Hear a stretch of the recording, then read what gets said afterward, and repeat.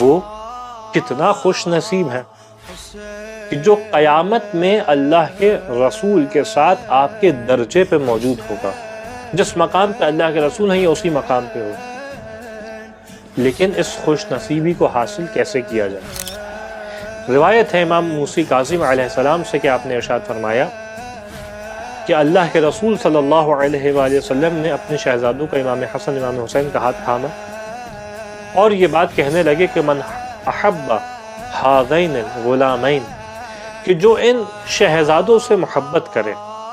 ان شہزادوں کی الفت محبت اپنے دل میں طاری کرے،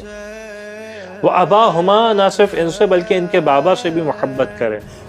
وَأُمَّهُمَا، اور ان کی والدہ سے جناب سیدہ سلام اللہ علیہا سے بھی محبت کرے، فَهُوَ مَعِي فِي دَرَجَتِي يَوْمَ الْقِيَامَةِ، جو ان سے محبت کو اختیار کرے قیامت کے دن وہ میرے ساتھ میرے درجے میں ہوگا. خدا مند متعال سے دعا ہے کہ ہمیں اس بات کی توفیق عنایت فرما کہ ہم امام حسن امام حسین کی محبت کو زیادہ سے زیادہ اختیار کر سکیں، مولا کائنات کی محبت کو اختیار کریں، جناب سیدہ سلام اللہ علیہا کی محبت کو اختیار کریں. وآخر الدعوانا ان الحمد للہ رب العالمین.